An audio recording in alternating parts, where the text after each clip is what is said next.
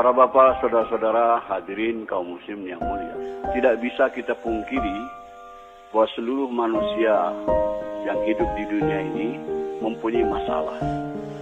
Orang miskin punya masalah, orang kaya pun punya masalah juga.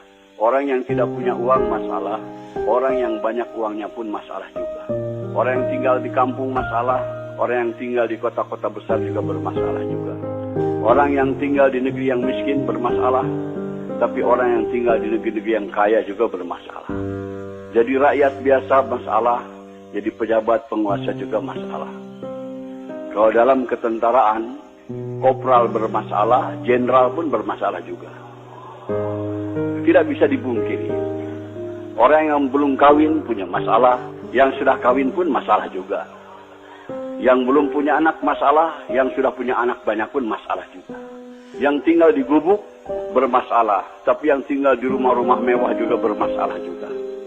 Allah Subhanahu wa taala mengutus Rasulullah sallallahu alaihi wasallam untuk menyelesaikan segala masalah manusia.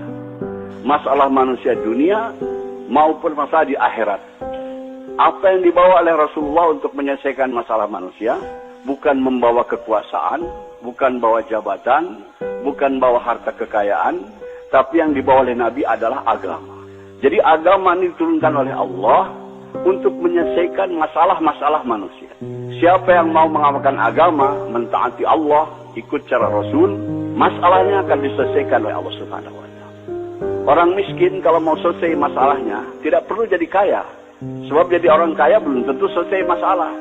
Tapi kalau orang miskin ikut agama, amalkan agama, pasti diselesaikan oleh Allah masalah. Setiap kita ingin kepada kehidupan yang baik, keadaan yang baik, ini akan tercapai dengan agama. Allah Subhanahu wa taala berfirman dalam Al-Qur'an, "Man 'amila shalihan min dzakarin aw unsa wa huwa mu'min, fala yuhyiyannahu hayatan thayyibah." Barang siapa yang beramal soleh, yaitu taat kepada Allah dengan cara Rasul, baik laki-laki maupun perempuan, dan dia beriman, kami akan berikan kepadanya kehidupan yang baik. Kehidupan yang baik akan datang kepada kita bukan dengan harta, bukan dengan kekayaan, bukan dengan kemewahan, tapi dengan agama. Kalau kita amalkan agama dalam kehidupan kita ini, semua masalah kita diselesaikan oleh Allah Subhanahu wa taala. Begitu juga kehidupan kita bermasyarakat, bernegara, kalau ingin masalah-masalah selesai dari masalah masyarakat, masalah kenegaraan dan sebagainya, agama juga. Allah berfirman dalam Al-Quran, "Walau anna ahlal qura amanu wa taqaw lafatahna 'alaihim barakatim minas sama'i wal ardh." Andai kata penduduk suatu negeri itu iman dan takwa kepada Allah, kami akan bukakan kepadanya pintu keberkahan daripada langit dan bumi. Kemakmuran, kesejahteraan, keamanan akan tercipta dengan agama, dengan taat kepada Allah Subhanahu wa taala. Maka Rasulullah SAW berjuang mati-matian memahamkan kepada umat betapa penting agama ini. Betapa penting agama ini untuk menyelesaikan masalah. Sebab manusia terkeliru, tertipu. Mereka yakin dengan yang zahir.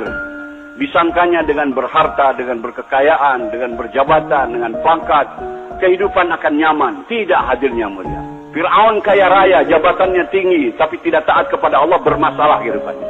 Qarun kaya raya, orang terkaya di dunia ketika itu, tapi tidak mau taat kepada Allah, bermasalah hidupnya. Namrud juga raja dunia, dia tidak taat kepada Allah, bermasalah kehidupannya. Semua masalah-masalah datang kepada kita dari tidak taat kepada Allah Subhanahu wa taala. Bukan karena pendapatan kecil, bukan karena miskin, bukan. Yang menyusahkan kehidupan kita ini adalah dosa-dosa kita sendiri. Hadirin, di Jakarta ada ungkapan kata gubuk derita. Maksudnya karena tinggal di gubuk hidup menderita. Sebetulnya yang bikin menderita bukan gubuknya, tapi dosa-dosanya hadirnya. Orang yang berdosa itu walaupun tinggal di gedung yang mewah, tetap hidupnya akan gelisah hadirnya. Ketahuilah hadirnya ya, semua kesusahan yang datang kepada kita ini akibat daripada dosa-dosa kita. Allah Subhanahu wa taala memberikan contoh yang gamblang dalam Al-Quran. Nabi Ibrahim alaihissalam dapat cobaan, kena hukuman bakar oleh Namrud, dimasukkan ke dalam api selama kurang lebih 40 hari 40 malam. Tapi karena Nabi Ibrahim orang yang taat kepada Allah, orang mengamalkan agama, di dalam api dibahagiakan oleh Allah Subhanahu wa taala. sejuk, nyaman, sejahtera, dapat makan, dapat minum. Masa di gubuk menderita? Nabi Ibrahim dalam api tidak menderita, hadirin, karena bersih daripada dosa. Andai kata hidup kita lurus taat kepada Allah, dalam gubuk pun akan dibahagiakan oleh Allah Subhanahu wa taala. Hadirin yang mulia, ini harus kita camkan, tanamkan dalam hati kita keyakinan dan beritahu dunia bahwa kebahagiaan bukan dalam kebendaan, bukan dalam kekuasaan, tapi dalam taat kepada Allah. Siapa yang tidak taat kepada Allah akan celaka hidupnya, dunianya apalagi akhiratnya. Kita bertanggung jawab atas perkara ini. Setelah Rasulullah SAW wafat, tidak akan ada lagi kedam Nabi ke dunia yang memberikan peringatan kepada manusia. Kita selaku umat Nabi Muhammad SAW beritahu kepada dunia supaya manusia ini selamat. Hanya dengan ikut cara Rasulullah, kehidupan kita akan aman, akan tentram, akan sejahtera, akan bahagia. Maaf hadirin, hidup kita bukan akan bahagia dengan modern, dengan ikut barat. Tidak ada janji Allah Subhanahu wa taala. Tapi kalau kita ikut cara Rasulullah, janji Allah ada di situ. Allah akan berikan kepada kita kesuksesan, kebahagiaan. Maka kita beritahu perkara ini. Hadirin yang mulia, Allah Subhanahu wa taala berfirman dalam hadis qudsi, "Ya ibadi, ana urid anta turid, wala yakunu illa ma urid." Wahai hambaku, aku punya keinginan, kamu pun punya keinginan, tapi akan berlaku keinginan aku, kata Allah, bukan keinginan kamu. Wa ilan salam tali fima urid, fakaifatuka fima turid.